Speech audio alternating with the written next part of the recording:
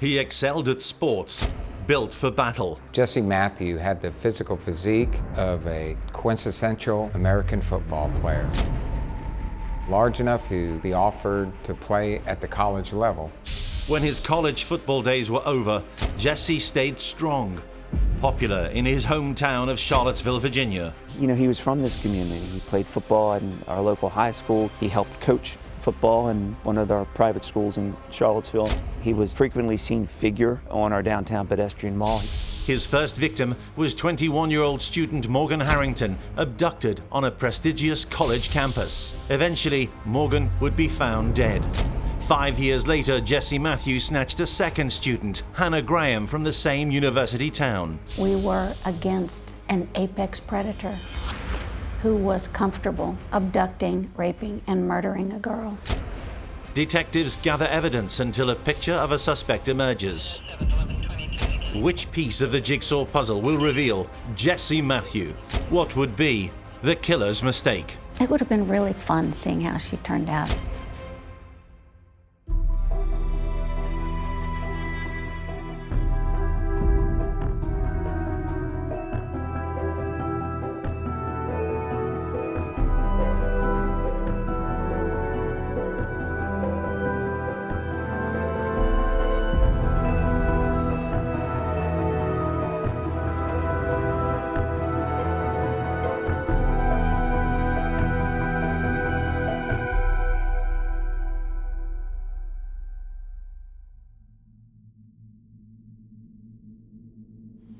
I'm Morgan Harrington's mom. Morgan's not here anymore because she was abducted and murdered in 2009. Who would think our precious little Morgan would interface with a serial murderer in a nice town like Charlottesville, Virginia, and be taken down? But that is indeed what happened. Charlottesville, a nice little college town. It was college towns that the serial murderer who had snatched Jill Harrington's daughter preferred when preying on his victims. In 2009, Morgan went to see one of her favorite bands at the John Paul Jones Arena on the campus at the University of Virginia, Metallica. Her father is Dr. Dan Harrington. She had wanted to be at that concert for about 6 months before the concert occurred. She went to go to the concert. I always have believed in leave-taking. I don't just sit on the couch and say, bye-bye. I get up and go see them out. And she got in her car and, put down her mirror, fixed her lipstick, and leaned out and said, 241, Mama. 241, a Harrington family saying. 241. I love you too much, forever, and once beyond forever. Morgan, a student at Virginia Tech, 2 hours drive from the UVA campus, set off. She arrived to meet friends before heading to the concert. When inside, she had an accident. Witnesses would later describe to her family and friends what had happened. We saw her fall on the way to the bathroom. You know, it's a concert and the lights are crazy, and she hit her head. So by the time she got to the bathroom, she was bleeding from an open gash. And she went outside in the cold, and she walked around for 45 minutes. There's a rule at the John Paul Jones. No readmittance once you've left. Morgan was spotted, unsteady on her feet, outside the arena. As she began to feel stronger, Morgan messaged her friends, saying that she'd make it back to where she was staying in the student town. So she called a cab company. When she was picked up in the cab, she's going to her destination, and she realizes that she doesn't have enough money for the fare. She almost has enough, but she just doesn't quite have the full fare. The taxi driver is believed by several detectives to have offered Morgan a free ride home in exchange for some sort of sex act. Morgan is so offended, she jumps out of the cab, wants to be so far away from this person that she literally leaves that cab running. Morgan's friends returned from the concert expecting to see her, but she was not where they'd agreed to meet, and she wasn't returning their calls. Morgan is quickly reported as missing. The next day, a search of the campus turns up a troubling discovery. And on October 18th, a lacrosse player found the ID about Morgan. On a bridge, on a walkway, something was wrong. We got the call that Morgan's purse had been found outside John Paul Jones Arena. And I came in, Dan was sitting here, and we were waiting for her. He said, oh, you know, Charlottesville police called, they found Morgan's purse. And that was like the elevator plummeted, because you knew. If her purse was gone, she would have been on the phone crying. We would have heard from her. So I said, where is she? Nobody knew in those early days that Morgan had tried to get a taxi ride home, so nobody suspected a cab driver in her disappearance, which was a mystery. She was officially designated missing. The Harringtons would have to wait 101 days for more news about Morgan. Morgan Harrington has hundreds of waves to jump at the beach in the Outer Banks. Help us bring her back. We brought in external people to search for Morgan. We had 2,000 people in Charlottesville who were searching for her. How do you speak about someone who is missing? I don't even like the word. It's not descriptive. You know, my reading glasses are missing because I'm careless with them. We were not careless with our daughter. She was stolen from us. The search in the weeks after Morgan disappeared was fruitless. Life got back to normal in Charlottesville. Nobody suspected 27-year-old Jesse Matthew, who was working as a cab driver in Charlottesville. He'd returned to his hometown after 5 years away. Morgan's life thus far had been one of middle-class surroundings, comfortable home.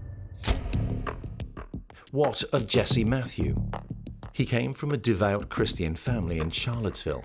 His mother, concerned at his adolescent behavior, had moved him from the town to live nearby, but surrounded by Virginia farms and not the temptations of drugs and crime in the city. He lived in what's called the North Garden area of Charlottesville and maybe hunted on the farm. It's important to remember that detail. Matthew knew the farms and fields which would one day be scoured for evidence of the missing Morgan Harrington. Once out of the town, young Jesse started to progress at school. Not academic, but big and successful at sports. He went to high school in Charlottesville. He was an athlete. Jesse came to understand himself purely in physical, in almost animalistic terms. He was this muscular, physically strong, dominant individual, and that's all he was. If you lived in Charlottesville, Virginia, it was not easy to miss Jesse Matthew. Tim Longo would one day become chief of police in the city. He got to know all about Jesse, the talented American footballer. For the life that Jesse led, size really mattered, and his strength would become a focus of the later investigation. Jesse was a massive figure. He was a large man, and I suspect in those days when he was engaged actively in athletics, I would suspect he was a very intimidating figure on the field, if you will. In 2003, the intimidating football player got a place at university. He didn't last long. He then went to Liberty University on a football scholarship. There was an accused rape there that no one prosecuted. Inquiries are made about his relationship with this young lady. He says it's consensual, and he says that he didn't do anything, never forced anything on her, that this was somebody that he had a relationship and it was consensual on both sides. And then suddenly, Jesse Matthew is gone. The 21-year-old Jesse Matthew had been a suspect, but was not charged. He was asked to leave instead. And the next term, Jesse discovers that there's always room at a college for another football player, and that there are more women to abuse. He went to Christopher Newport. There was a rape there. This is a man who's moving from college to college, committing a series of sexual assaults on women. But this time, the campus, the college, it's all hush-hush. Nobody will talk. And they're not being reported to the police. The colleges are handling them internally. They all rely on privacy laws. They can't disclose the information for the sake and the privacy of the students that may or may not be involved. When Jesse Matthew gets rewarded for his sporting prowess, for his physical prowess, I think that he would not have understood the difference between exploiting that prowess on the sports field and exploiting that prowess with women to attack and abuse women.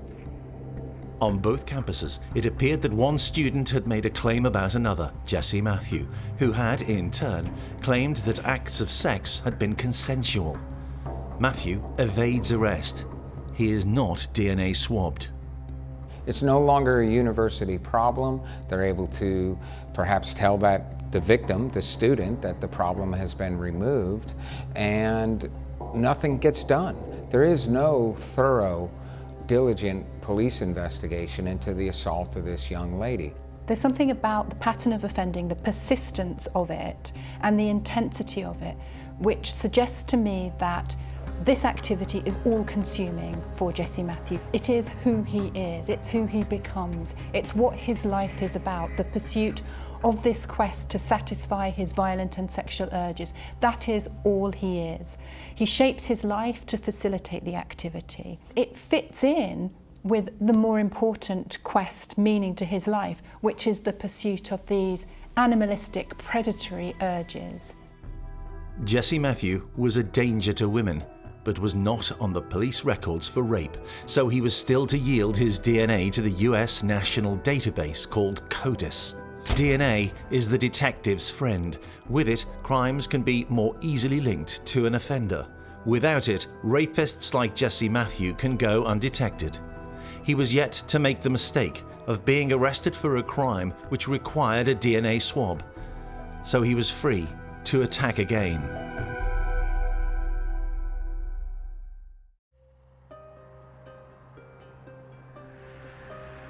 In 2005, Jesse Matthew had given up on being a student, but he was working in another university town, Fairfax City, Virginia. There are 6 college campuses within a 10-mile radius of Fairfax City.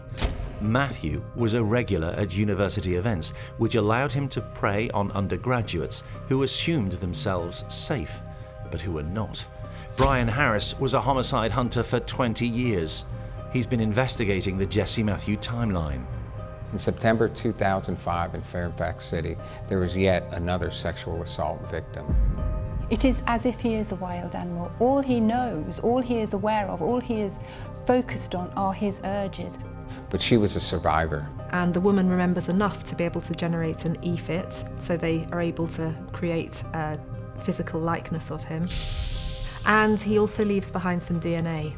The trouble is, DNA is pretty useless unless the person who's left the DNA has been swabbed and placed on the DNA database. As his DNA was not on CODIS, the national database, no link could be made to Jesse Matthew. This was the e-fit image and was what detectives had to go on in search of the Fairfax City rapist. Jesse was upset when teased by friends that it looked a little like him. Eventually, they'd all laugh it off. We have him getting upset at being recognised potentially in the photo fit. Upset. Now that's not the kind of emotional reaction that you would anticipate for somebody that was able to do the things that he did, for somebody who is so predatory, so obsessed with pursuing his sexual and violent urges. He projected a public image of a playful, gentle giant. I guess there's no other way to describe it. He kind of had that image in people's minds, that he is not the kind of person, this kind of spirit that's capable of something this horrific. I think that's what people felt. There are indications that this is not somebody out of touch with human emotion entirely. I mean, you just don't get people defending you if you are devoid of any human emotion. But the psychotic serial killers that we know don't get people standing up in their defense.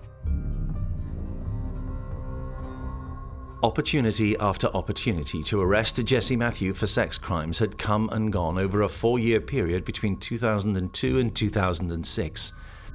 In 2007, he was back in Charlottesville working as a cab driver with a job on the side. He played football in our local high school. He helped coach football in one of our private schools in Charlottesville. He was a frequently seen figure on our downtown pedestrian mall. He was well known. The journey from schoolboy athlete to college footballer via 2 campuses before returning to Charlottesville was complete. As the search for Morgan Harrington continued in 2009, nobody knew about his sexual predator past and about the rape in Fairfax City. The evening that Morgan went missing, Jesse Matthew was just the gentle giant who was working the cab shift on the night of the concert at the main UVA campus when Metallica were in town. Detectives would not discover for a long time that Matthew was working the taxi rank nearby. There was something else they were yet to discover.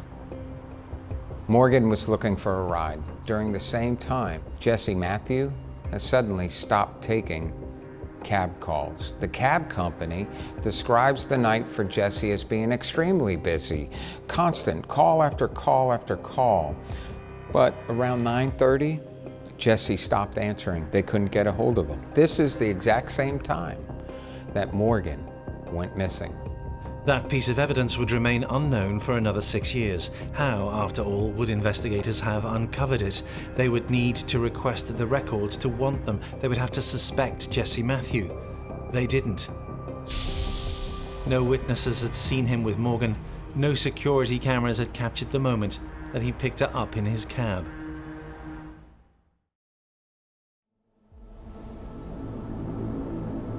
Three months after being reported missing, a farmer living not far from where Jesse's mum had moved the Matthew family years before broke the deadlock in the search for Morgan Harrington. Morgan was missing for 101 days before her body was discovered. It's hard to believe this, but having someone find the body is a blessing, because otherwise they are just forever lost. And so knowing that Morgan was murdered was far less concerning to me than not finding her body. The body was actually a collection of bones. Clothing was also found. That was how police were confident it was Morgan Harrington. What did show up was her t-shirt, which was a Pantera t-shirt that was very unique, that had blood on it. And out of that blood, a DNA match, a DNA profile was developed, and that DNA match matched other cases in years past, other sexual assaults that had happened. Specifically, the DNA matched that found on the victim of the Fairfax City rape. Detectives now knew that whoever had killed Morgan had raped the student in 2005. But again, without a cross-check on the CODIS database, the identity of the attacker remained unknown. A year passed, still no breakthrough. Metallica helped keep the publicity levels high in the hunt for Morgan's killer. They called Dan 2 days after Morgan was abducted and said, as fathers, we are outraged. How can we help you? Hi, I'm James of Metallica. Back in 2010, our band offered $50,000 to help catch the person responsible for murdering Morgan Harrington. If you've seen the person in this sketch or have any information about this case, please contact your local police or submit your information online. Despite the high profile of the crime, Jesse Matthew was still not a suspect. As the years passed, police and Jill Harrington knew that sexual predators who kill don't stop until they're caught. I was told early in the investigation that it was most likely that Morgan's killer would be found from DNA on another body. During a press conference, I said, it's too late for Morgan, but please, let's work together and save the next girl. Because I knew we were against an apex predator who was comfortable abducting, raping, and murdering a girl, and I didn't want him to get another one. An apex predator is defined as an animal with no superior in its natural habitat, the king of the jungle, unstoppable. Jesse Matthews cannot conceive of not succeeding in this domain. He always has succeeded when he's applied himself physically. His understanding of women and of how to satisfy his sexual urges are such that the only route open to him is to continue, to persist, and to use force. And I do feel that there is such a thing as a predator. Predator is just probably the best characterization one could provide. This person is in this town, He's a local boy. This is homegrown talent. He is comfortable here, and predators stay where they're comfortable. Matthew, after Morgan's murder, did stay on in Charlottesville. Again, ironically, a year after she had been killed, Matthew was arrested. It would be another near miss in the search for Morgan's killer because he was not asked for his DNA. In 2010, Jesse Matthew is arrested for criminal trespass. It's not an offense where a DNA sample is required. It's a misdemeanor offense. It's like getting a slap on the wrist. So who knows that day that he was arrested for criminal trespass, what Jesse Matthew, what his intent was. Still without Matthew's DNA, there was no forensic evidence to link him to any of the sex crimes. And without witnesses to his attacks or images of him captured on security cameras when on the prowl, he was free to attack again, and that was what the predator planned.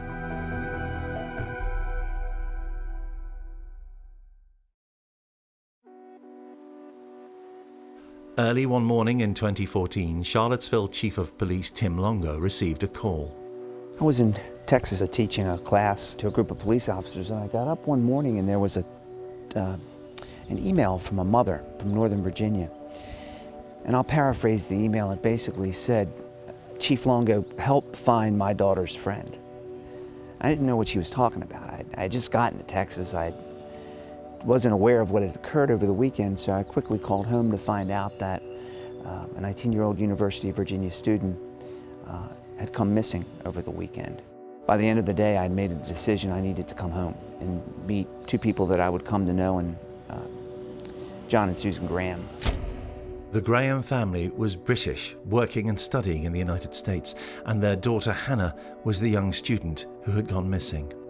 This one particular night, she went out with her friends. She was celebrating. She had a few drinks. She went to one bar and another bar. At the same time, this very same night, Jesse Matthew, he is also out, and he is also bar hopping. There's an ongoing debate about the use of security cameras in towns and cities. Charlottesville has few in public spaces, but it does have a lot of cameras in private spaces like stores on the downtown mall in Charlottesville. Jesse Matthews' night was about to be captured on camera. His well-known figure would register in the worlds of a lot of witnesses.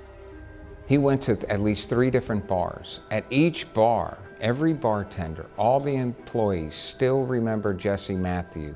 Why? He was a nuisance. He was hitting on women. He was making inappropriate comments and advances towards numerous women that they complained to the bartenders and the waitresses. Jesse Matthew, what was his reply? That he was out to pick up women. A few streets away, Hannah Graham was figuring out how and where to meet up with friends. Hannah Graham, unbeknownst to her, her path would cross with Jesse Matthew. Her friends had previously offered to give Hannah a ride. She didn't want to be a trouble to anyone, so she said she would walk. But Hannah was confused, she got lost, and even texted that she was disorientated and that she didn't know where she was. She's 19 years old, bright, talented, but 19.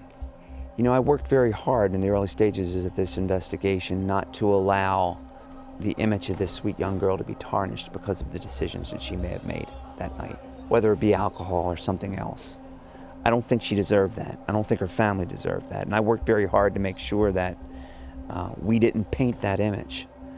But the reality of it is, she is a 19-year-old girl. And she made her own decisions that night. And I'm not going to second guess those decisions. She was somewhere around 14th Street. This is where it is believed Jesse Matthew picked her up. Witnesses later said that they heard a woman scream, "No, I won't get in that car with you." Hannah never met up with her friends, did not appear the next morning. So that began an investigation that day when I met John and Susan Graham that launched what would come to be the largest ground search in the history of the Commonwealth of Virginia. We spent many, many days, first in the city of Charlottesville, which is about 10 square miles. Over 1,000 people were involved in the search for Hannah. They scoured numerous areas of town. And then in concentric circles began moving outward into Albemarle County, which is our neighboring jurisdiction, some 700 square miles here. The Beta Bridge is an iconic place at the University of Virginia. Students are encouraged to express themselves by writing on it. Volunteer groups use it as a place to issue rallying cries for helpers. Hannah had been part of one of those groups. At another bridge nearby, her family and those of Morgan Harrington would one day meet. The anniversary of Morgan's death occurred during the time that Hannah was missing. And we had, as we did every year, had a memorial ceremony at the bridge, and we had media there, and the Grahams were there. The University of Virginia was also there. As teams of detectives and volunteers searched the woods, fields and farms throughout the county beyond Charlottesville, Chief Longo and his team set about talking to witnesses, combing through what security footage they could find. Thanks to some video surveillance footage that we discovered on our downtown pedestrian mall, where we believe that Hannah was abducted by Mr. Matthew, we were able to discern his image. It was the turning point in the hunt for a killer. All of a sudden they had pictures of Jesse Matthew. And it was interesting, of course, at that time he had dreadlocks and a heavier beard.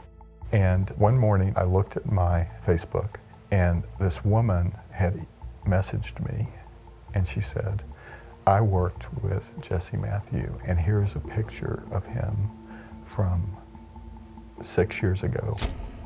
When you looked at the composites, and they were exact, I was stunned. There is a lot of evidence which establishes that Matthew's victims fought for their lives. While this is going on, Jesse Matthews shows up to work with a swollen jaw. Witnesses tell police that actually Matthew has had a swollen jaw, which they think is a bit suspicious. He says it's toothache, but possibly it's a sign that his victim has hit him, and that's the cause of the swelling. This causes people to reflect and think about, could this be the guy? No different than when you think back to Fairfax City and those original composite sketches, when Jesse Matthew, his own co-workers, looked at those composite sketches and would tease him, telling him, "They look like you." Suspicion of Jesse Matthew was building. The guy with the unmistakable physique was all too clearly walking along the Mall with the young woman who'd gone missing. Police now wanted to talk to Jesse Matthew. The way we were able to develop sufficient probable cause to obtain an arrest warrant for him for abduction. Once the warrant is obtained, when they go inside the apartment, They also check his car. 2 vital DNA finds are made, including Hannah's on the passenger side of Matthew's vehicle, proof that she'd been with him, and then a second DNA find. And they recover a pair of shorts, which they later find traces of his DNA and Hannah's as well, which is extremely incriminating. That swab they did on his car door, they also find Hannah's DNA, which places her in his car. He doesn't even try to hide the shorts that have Hannah's DNA on it. Something that many killers would do, would be very aware of doing, but so primitive, so predatory is Jesse Matthew that he's not even aware of, he's not considering detection. He's simply focused, like an animal, on the pursuit of his immediate urges. The shorts and other materials are dispatched for analysis. they have a lot of incriminating evidence, but it needs to be processed. It has to go to a lab. But it takes over a week for those results to come back. In the meantime, the detectives have spoken to Jesse Matthew. He has not given his DNA. He has denied any kind of involvement. We were not in a position to detain him at that time, so he was free to leave, and in fact, he did leave. Matthew decides to get out of town quick. And then he disappears. Just like he disappeared from his 2 football teams, he's gone and he's in the wind. He, in fact, left the Commonwealth of Virginia. He made his way to Texas. Had Jesse Matthew, the killer, made his biggest mistake? The ever-increasing use of surveillance cameras had put him in the frame for abducting Hannah Graham. What had he done with her? The seriousness of the allegations against him would mean officers could now obtain his DNA. Would that finally reveal his crimes? Whilst detectives awaited the return of forensic tests, he was on the run in Galveston, Texas.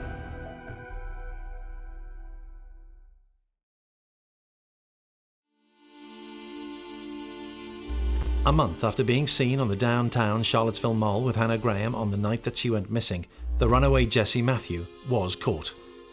On a beach in Galveston, Texas, a woman saw his image, saw his face, and recognized him. And so she called the Galveston Sheriff's Office and she said, "I think I know this guy." Matthew was arrested and soon, via video link, being processed for a return to Charlottesville. Are you Jesse Matthew Jr.? Yeah. Mr. Matthew, my name is Judge Henry. You have 2 charges this morning. You have got a fugitive from justice warrant out of Virginia for abduction of a person with intent to defile. You have got a Galveston County charge of false information to a peace officer. Do you understand that? Those who knew him or of him in his hometown reacted with skepticism. A lot of people in this community would have said to me early on in this investigation, "You have got the wrong guy. There's no way in the world that this guy could have committed this offense." He was well known, and there were people who just said, "You know, Chief, you're barking up the wrong tree." On October 18th, 2014, in a wooded area rarely visited by anyone, and not far from where Jesse Matthews had lived after his move from downtown Charlottesville, the body of a young woman was discovered by one of the search teams. It was about 10 miles out where we discovered the remains of Hannah Graham behind a house that actually had been for sale for some period of time. When discovering both the bodies of Morgan and Hannah, detectives and analysts were struck by the unusual ferocity of the attacks. The level of violence that Jesse inflicts on these young girls is horrifying, and it's extreme and excessive and unnecessary level of violence. Even in the most horrific of sexual and violent offences, we get some attempt by the offender to relate to the victim in some way or another, to even some acknowledgement of their humanity, but we're not getting that at all with Jesse. We're not even getting any acknowledgement of the possibility of being detected. He arrogantly is using the same MO. There's fairly strong evidence to suggest that Morgan fought back. When her body finally was recovered, her bones, her skeleton revealed, her ribs had been broken, her arms had been fractured. It suggests that she was trying to fight back. There doesn't seem to be any particular positioning of the body. His offences and everything that he does within the offences are simply expressions, are extreme expressions of his violent and sexual urges. Detectives considered their evidence. Jesse Matthew is in custody. He has charges, basically kidnapping against him. As each piece of that jigsaw puzzle is flipped over, we're getting that clear portrait, and the portrait is Jesse Matthew. But the investigation's not over. They know who they're looking at. They got to fill in those pieces. Whilst he was in custody, detectives detailed their case. He was very openly interested in Hannah Graham. That was clear by that video that depicted him walking one way and her walking another. And very quickly thereafter, the image of the two of them together. In the time that he spent with her, brief as it was, on the downtown mall, they were seen in a local bar and restaurant. He purchased 2 drinks, presumably one for himself and the other for Hannah. And then he was last seen leaving the mall in her company. Having established he was the last person seen with Hannah, investigators now turned to the forensic evidence. First, the shorts found in his bedroom. On those shorts was semen that belonged to Jesse Matthew. Which means they can generate a full profile and match that DNA profile from Jesse Matthew, both to Morgan, to Hannah, and to that Fairfax rape all those years ago. To say that it was a breakthrough in the Morgan Harrington investigation would be an understatement. Those puzzle pieces that were flipped out on that table, they're flipping them over. And certainly that forensic evidence not only connected Jesse Matthew to Hannah Graham's death, but to the death of Morgan Harrington and to the violent sexual assault of a woman in Fairfax City many years before.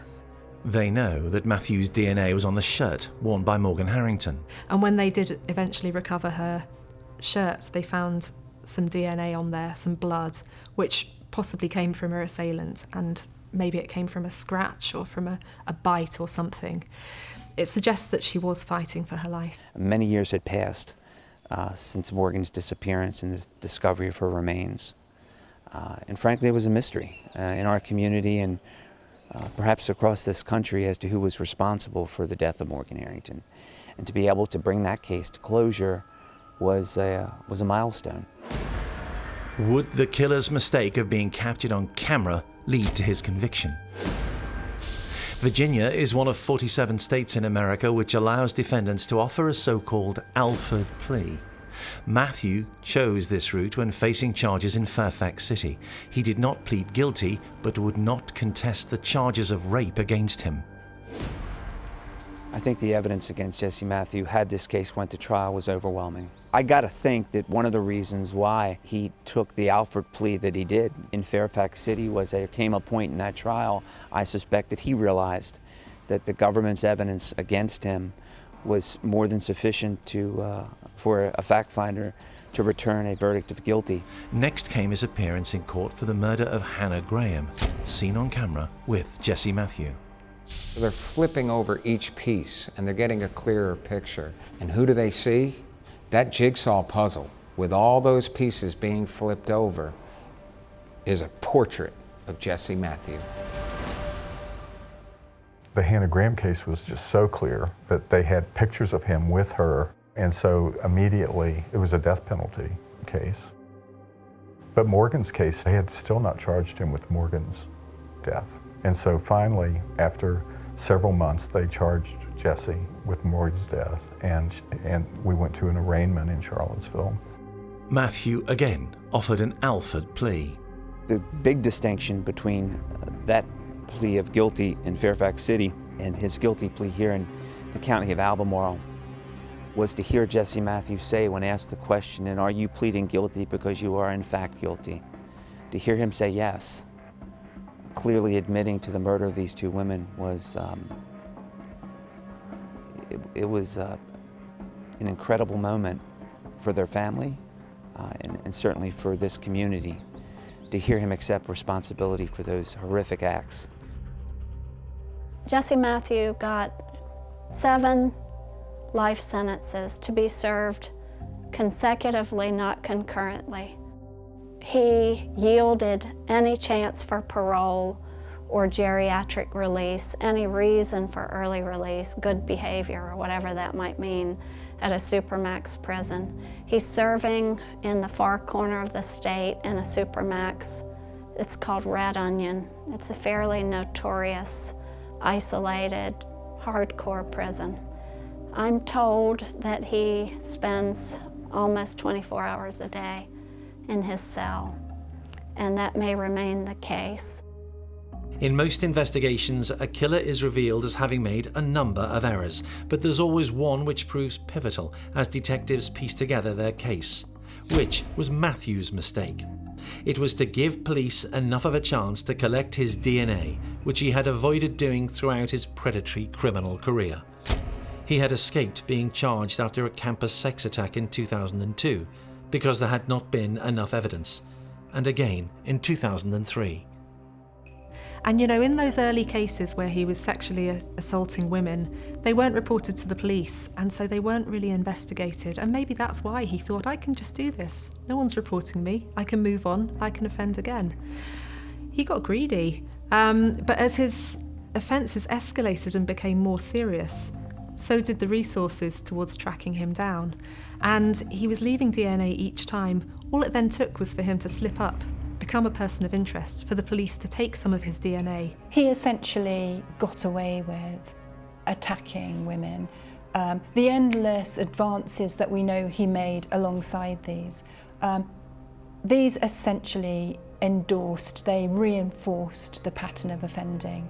This is somebody who already had an overinflated sense of self-importance, a sense of invincibility, and there he is, getting away time after time with these attacks on women. It was a dangerous precedent. But he was not invincible. He made mistakes.